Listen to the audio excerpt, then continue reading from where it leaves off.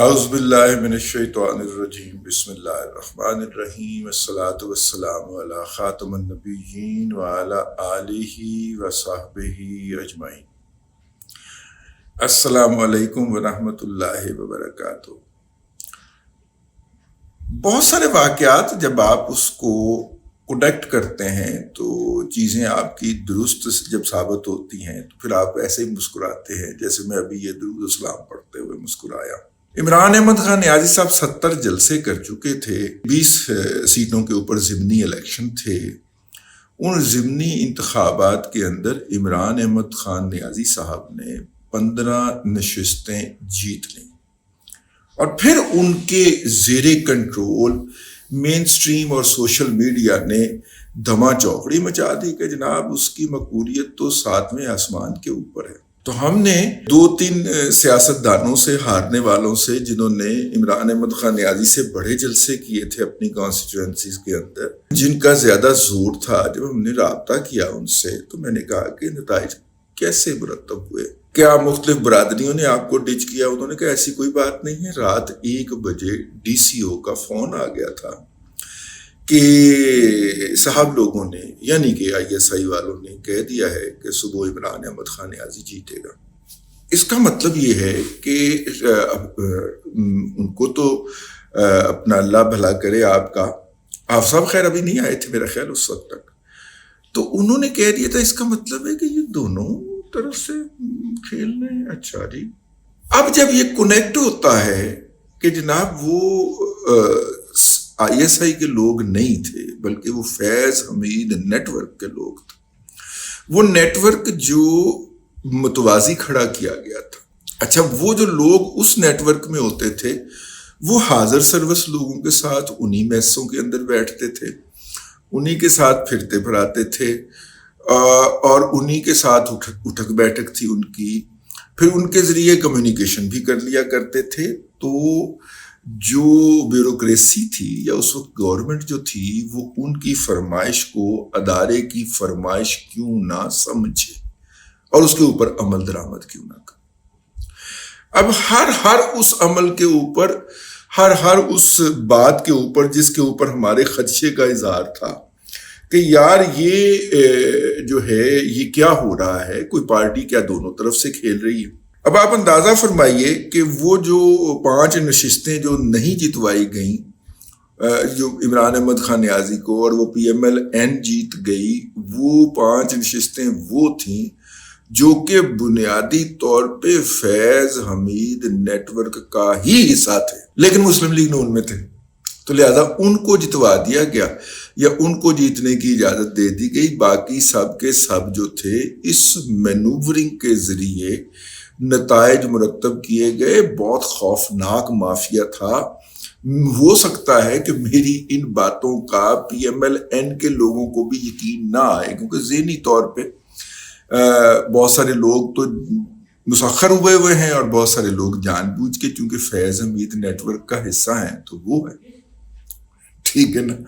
تو کہنے کی اسی لیے جناب نواز شریف صاحب نے جو اقدام کیا ہے حالیہ اور تازہ ترین، اس کے اندر انہوں نے اپنے لوگوں کو پابند کیا ہے کہ ہم اس موضوع پہ نہیں بولیں گے۔ بابا بڑا ہوشیار ہے، چلاک ہے، بابا نواز شریف بڑا چلاک ہے۔ انہوں نے دیکھا کہ یہ تو میری پارٹی کے اندر ہی فیض حمید نیٹ ورک اور اینٹی نیٹ ورک کی آپس میں لڑائی شروع ہو جائے گی، اور میں اس لڑائی کو کہاں سنبھالتا پھروں گا۔ انہوں نے کہا کہ ایک چپ تے 100 سکھ، تسی نہیں بولنا، ہم نے اس موضوع پہ بولنا ہی نہیں، ہماری پارٹی کا جو رکن ہے وہ اس موضوع پہ بولنا ہی نہیں ہے، ورنہ تو میرا مطلب ہے فیض حمید نیٹ ورک کو فرنٹ سے لیڈ کرنا شروع کر دیا تھا ملک احمد خان صاحب نے، جو اسپیکر ہیں پنجاب اسمبلی کے۔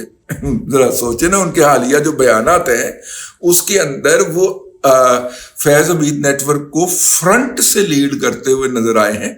بس 2-1 دن ہی ایکٹیو رہے، اس کے بعد میاں نواز شریف نے کہا کہ ہونڈے ہے وہ چپ کر جاؤ، اسی نہیں بولنا اس موضوع کے اوپر، تو وہ پھر خاموشی چھا گئی ہے۔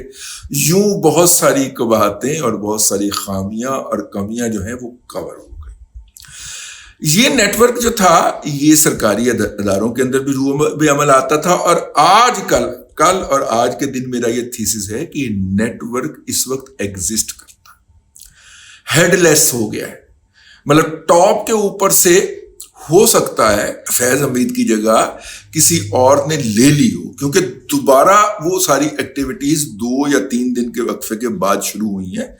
مافیا کے اندر جب مافیا کنگ مارا جاتا ہے تو سربراہی کے لیے، نئی سربراہی کے لیے ملاقات ہوتی ہے.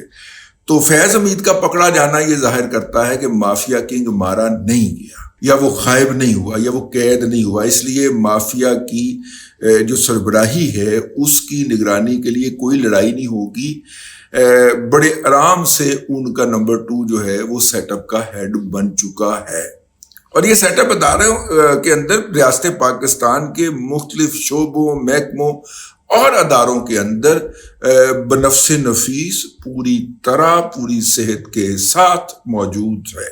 یوں آپ یہ فرض کر سکتے ہیں کہ وہ سیٹ اپ اپنی جگہ کے اوپر ہے، سربراہ بدلا ہے، نیا سربراہ آیا ہے اور وہ اسی کے ساتھ ہی سرگرمیاں جاری ہیں.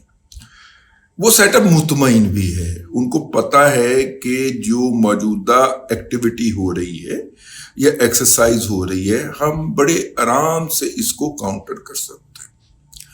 اور اس کے اندر جو ان کو یقین یا امید ہے، اگر صورتحال آج کے دن کے اوپر رہتی ہے، اگر اس کے اندر اضافہ ہو جاتا ہے، جیسے کہا جا رہا ہے کوئی آڈیوز جاری کی جائیں گی، ان کا کوئی فرق نہیں پڑتا لیکن جاری کی جائیں گی. اس کے بعد یہ کہا جا رہا ہے کہ کچھ ویڈیوز بھی آئیں گی، کچھ ججز حضرات جو ہیں وہ فیض حمید کے ساتھ کمیونیکیشن کرتے ہوئے پائے جا رہے ہیں. اور بائی دا وے یہ والی ویڈیوز اور آڈیوز جو ہیں یہ فیض حمید صاحب کے آلات سمعی اور بصری سے برآمد ہوئی ہیں. ٹھیک ہو گیا. آلات سماعت تو بصارت سے یعنی کہ موبائل سے، ڈیجیٹل موبائل سے برآمد ہوئی ہیں یا انہوں نے حوالے کی. ٹھیک ہے نا. ہاں بہادر بہت ہے. ویسے جو بندہ کہے نا میں بہت بہادر ہوں وہ دنیا کا ڈرپوک ترین شخص ہوتا ہے. اور فیض حمید صاحب بہت بہادر آدمی ہے. عمران احمد خان نیازی صاحب بہت بہادر آدمی ہے اور یہ بات وہ اپنے منہ سے کئی دفعہ کہہ چکے ہیں کہ میں بہت بہادر ہوں. ٹھیک ہے. عمران خان صاحب بھی اور فیض حمید صاحب بھی. تو اس طرح کے لوگ جو ہیں وہ سہولت کاری کی عدم دستیابی کے اندر، مطلب انگلی سے شروع ہوئی ہوئی ہے، امپائر کی انگلی سے شروع ہوئی ہوئی ہے سہولت کاری، اور فیض حمید کے پکڑے جانے سے مجھے ملٹری کورٹ میں لے جایا جائے گا، یہاں تک وہ سہولت کاری آ رہی ہے. عمران احمد خان نیازی صاحب جو ہیں وہ جو کچھ بھی بولتے ہیں وہ سکرپٹڈ ہوتا ہے، وہ باقاعدہ ڈسکس کیا ہوتا ہے. آج بھی اس کا رابطہ ہے بیرونی دنیا کے ساتھ، رابطہ ہے اس کا، اور موبائل کے ذریعے ہی رابطہ ہے.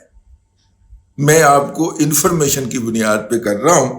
متعلقہ لوگوں کو اس کا دھیان کرنا چاہیے، لیکن انہوں نے 1 سال دھیان نہیں کیا. انہوں نے اس ٹریپ کے اندر بہت سارے لوگوں کو پھنسنے دیا. انہوں نے بھی تو کوئی کاروائی دکھانی تھی تو بعد میں ان کو پکڑ کے. تو ہو سکتا ہے کہ مزید لوگوں کو پکڑنے کی وہ تیاری کر رہے ہوں. گزشتہ دنوں ڈرامہ کیا گیا جیل میں ملاقات کے موقع کے اوپر. نند اور بہو کی لڑائی ہو گئی.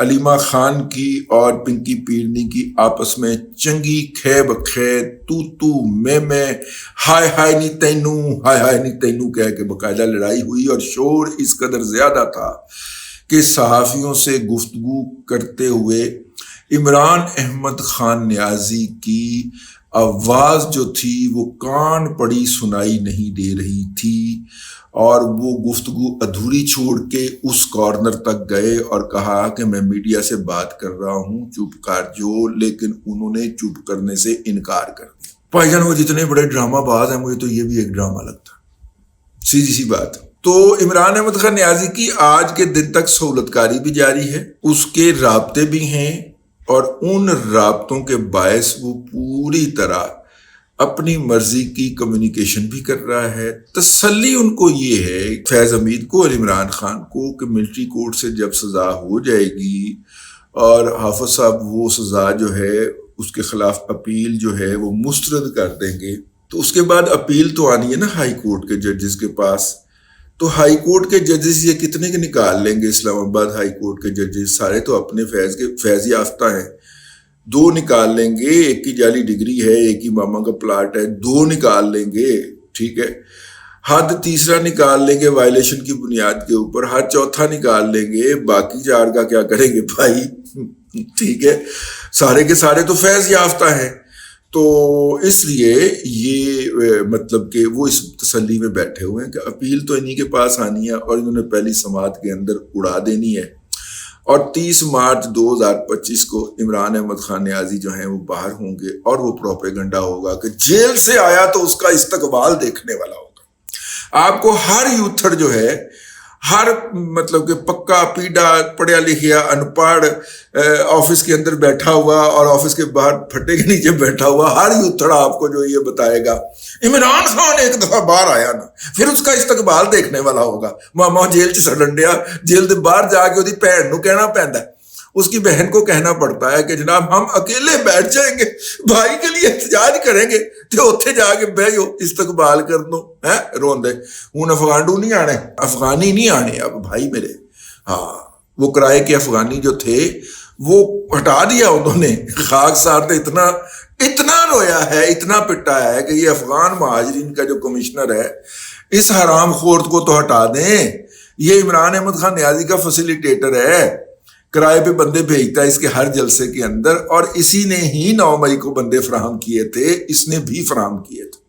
یہ پٹ کے ہم رہ گئے، اب جا کے حافظ صاحب نے یا چاچو کے کان کے اوپر کوئی جمہوری کی ہے اور انہوں نے اس کو ہٹایا ہے، اس کرپٹ آدمی کو۔ اس کے ہٹائے جانے کے اوپر جناب مولانا فضل الرحمان صاحب کی ناراضگی بنتی ہے، وہ اس کے سب سے بڑے سفارشی تھے۔ اب پتہ نہیں مولانا فضل الرحمان صاحب نے ان سے وہ کمی پوری کرنے کی کوشش کی ہے جو سینیٹر طلحہ محمود صاحب کے تشریف لے جانے کے بعد ہو گئی تھی، وہ کمی ہو سکتا ہے وہ صاحب پوری کر دیں۔ بہت جائیدادیں بنائی ہے، دنیا کے کس کونے کے اندر اس کی ریئل اسٹیٹ نہیں ہے، ذرا چیک کرو نا جی۔ کمشنریٹ افغان مہاجرین کی، ٹھیک ہے، جس کو ابھی ریسنٹلی ہٹایا گیا ہے۔